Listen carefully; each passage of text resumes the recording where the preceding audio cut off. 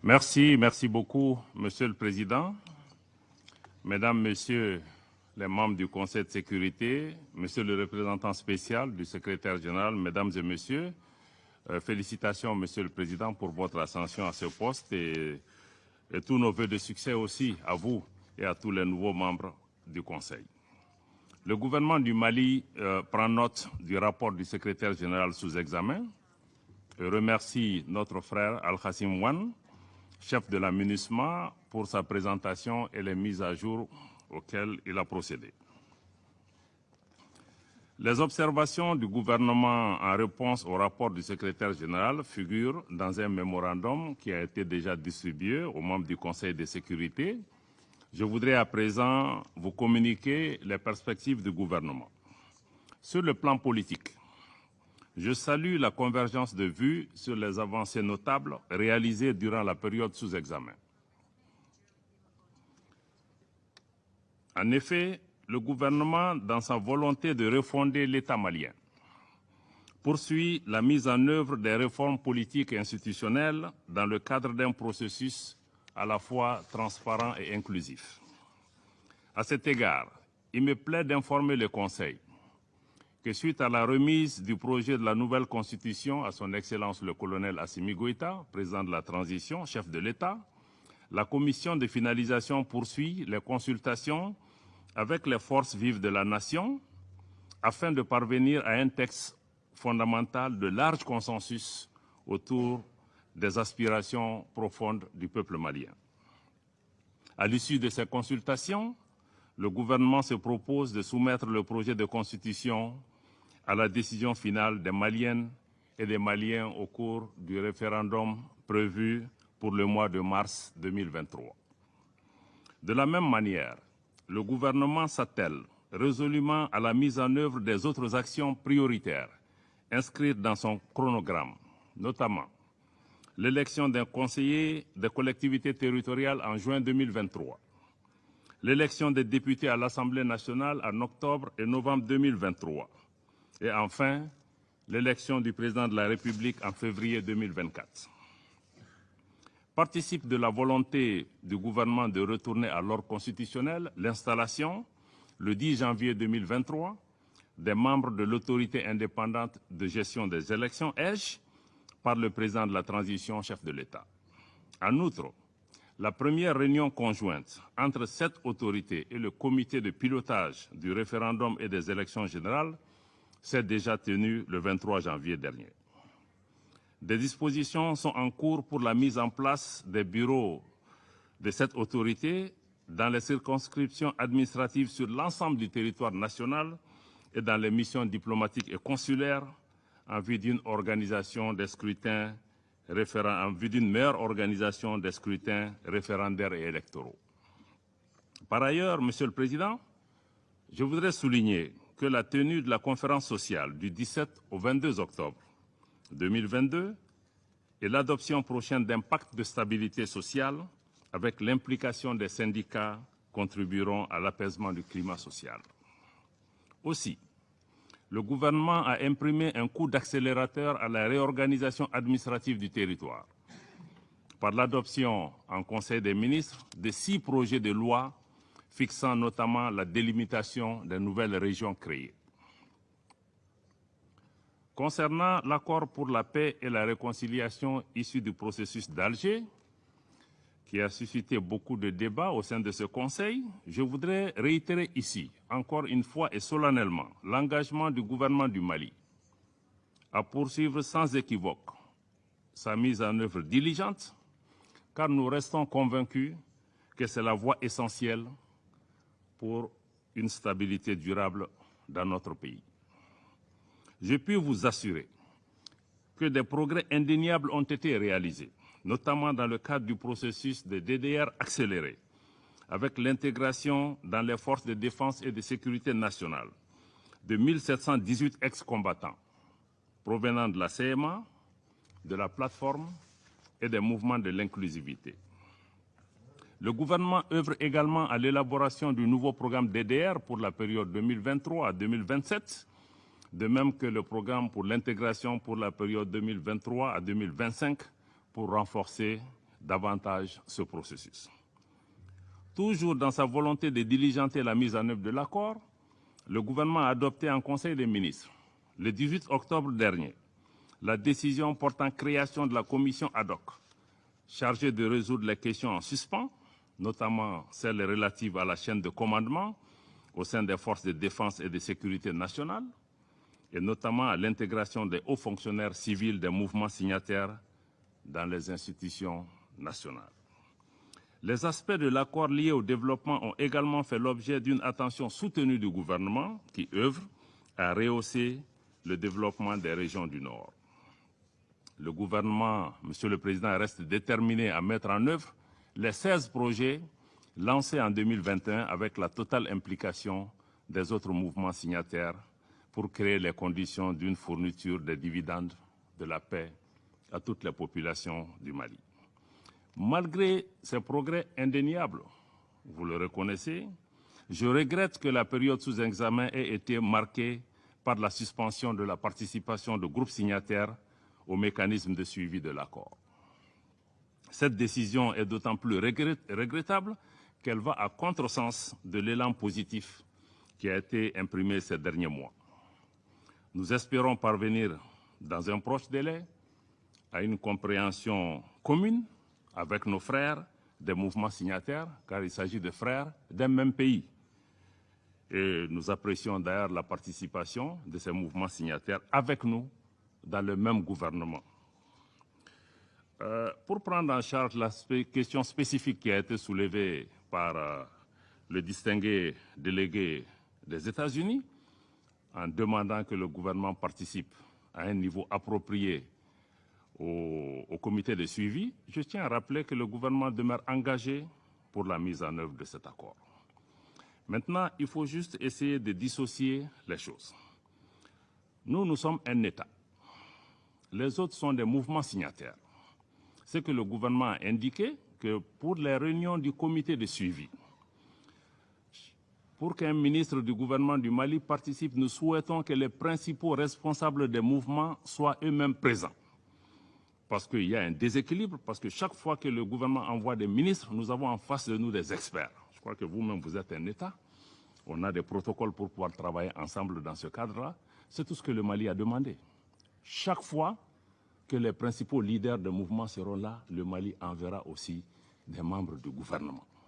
Cela n'a absolument rien à voir avec l'engagement du gouvernement, parce que quand un expert va, il ira avec les pleins pouvoirs pour prendre des décisions sur des questions précises. Donc nous souhaitons que vous vous informiez davantage sur ces situations-là, mais c'est ce qu'il y a par rapport à cette question spécifique. Maintenant, dans cette dynamique aussi, par rapport à la suspension des travaux du CSA, le Mali a sollicité l'Algérie, chef de file de la médiation, et président du comité de suivi, pour la tenue d'une réunion du comité de suivi à un niveau ministériel, ce dès le mois de février, pour permettre de reprendre langue. Et je salue les membres du Conseil qui ont lancé un appel à nos frères pour qu'ils puissent revenir sur la table, pour qu'on puisse continuer à travailler ensemble pour relever ce défi. Je tiens à saluer l'action constructive de l'Algérie qui déploie d'énormes efforts pour pouvoir amener les parties, rapprocher les points de vue pour une solution. J'apprécie tout l'accompagnement que nous pourrons recevoir dans ce cadre-là. Monsieur le Président, sur le plan sécuritaire, le gouvernement regrette qu'une fois de plus, le rapport du secrétaire général passe sous silence les efforts et les actions menées par les forces de défense et de sécurité maliennes dans le cadre de la sécurisation du territoire et de la protection des civils au grand bonheur des populations maliennes, même si nous reconnaissons que des défis importants existent par endroits. Et je crois que cette prise de position du rapport du secrétaire général se reflète aussi dans ce que j'entends autour de cette table. Il y a peu de délégations qui saluent le travail qui est fait par les forces de défense et de sécurité. Il y a peu de délégations qui se sont même inclinées devant des milliers de morts de soldats maliens sur le terrain. Je crois qu'il est important de relever ces éléments. Les forces de défense et de sécurité du Mali restent déterminées à poursuivre les actions offensives lancées depuis décembre 2021 et visant à prévenir et à combattre les attaques indiscriminées ou les représailles des groupes extrémistes contre nos populations civiles et leurs biens. Cette posture offensive des forces de défense et de sécurité du Mali a permis non seulement la neutralisation de nombreux terroristes, mais aussi la destruction de leurs sanctuaires, mais également la reddition volontaire de plusieurs d'entre eux, notamment dans la région de Douenza et de Tombouctou, et de Mopti, je m'excuse. Dans le cadre de la mise en œuvre de la nouvelle stratégie intégrée pour le centre, dont le représentant spécial a parlé, l'État renforce sa présence sur le territoire, contrairement aux chiffres fournis dans le rapport. Au titre de l'année 2022, la situation des postes vacants dans le centre du pays a connu une évolution significative, que nous avons détaillée d'ailleurs dans le mémorandum qui a été publié hier. Cette présence accrue de l'État contribue à l'amélioration de la fourniture des services sociaux de base aux populations dans les zones affectées par l'insécurité. Sur la question des droits de l'homme, qui a aussi fait l'objet de beaucoup de commentaires autour de cette table, la réduction de 58% des cas de violation des droits de l'homme constatés par le secrétaire général est le fruit non seulement des opérations offensives engagées par les forces de défense et de sécurité du Mali contre les groupes extrémistes, dans le strict respect, je le répète encore une fois, dans le strict respect des droits de l'homme et du droit international humanitaire, mais également la présence accrue de l'État sur une bonne partie du territoire national, malgré les défis sécuritaires. Je puis vous assurer, Monsieur le Président, que le gouvernement du Mali, tout en s'opposant fermement à toute idée d'instrumentalisation et de politisation de cette question, continuera d'œuvrer inlassablement pour la protection, la promotion des droits de l'homme sur notre territoire, et ceci conformément aux valeurs humanistes ancestrales du Mali, réaffirmées dans nos engagements nationaux et internationaux contemporains.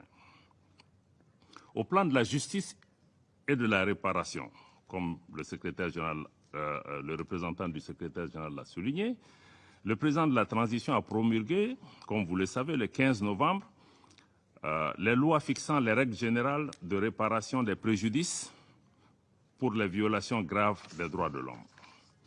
Concernant les défis opérationnels de la MINUSMA, je note que le rapport reconnaît les acquis de la nouvelle procédure de demande de vol mise en place le 15 novembre 2022 et qui a permis d'augmenter le nombre de vols approuvés. Je crois que le Conseil doit aussi noter les bonnes nouvelles, pas seulement se focaliser sur ce qu'on appelle les entraves, les restrictions.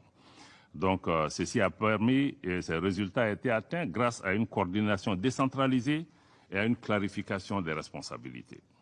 Ces résultats encourageants sont malheureusement mitigés du fait du partage parfois partiel et inexploitable des informations recueillies par les drones. Je crois que la collaboration doit être renforcée à cet égard.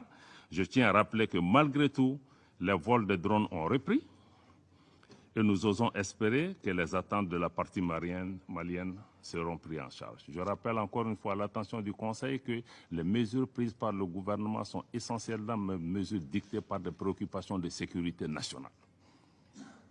Et nous restons ouverts pour identifier avec la mission les solutions nécessaires pour avancer. En ce qui concerne la situation humanitaire, le gouvernement reste préoccupé par la question, surtout que les besoins humanitaires du Mali ne sont financés, vous le savez tous, qu'à hauteur de 34%.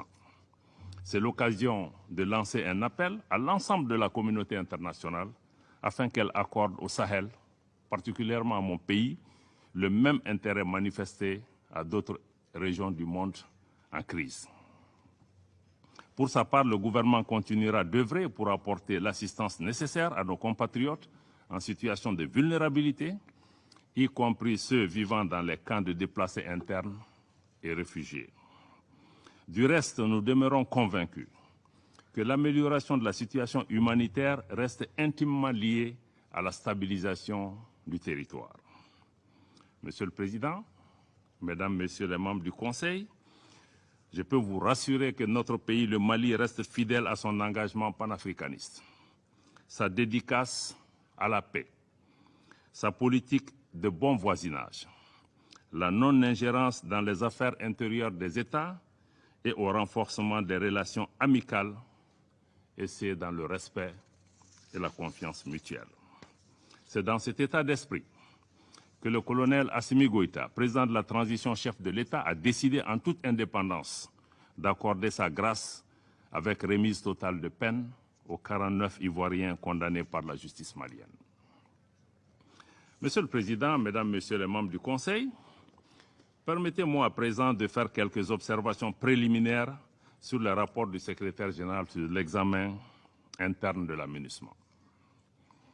Le gouvernement du Mali prend note de ces rapports et à première vue, nous constatons que les propositions contenues dans ce document ne prennent pas en compte les attentes légitimes du peuple malien, qui, comme vous le savez, sont avant tout d'ordre sécuritaire. En effet, les préconisations du secrétaire général se limitent pour l'essentiel à des variations de nombre de personnel ou à sa transformation en mission politique spéciale, ce qui n'est pas loin du statu quo, qui lui-même n'a pas répondu à la situation. Le gouvernement du Mali rappelle que le principal défi de la MINUSMA,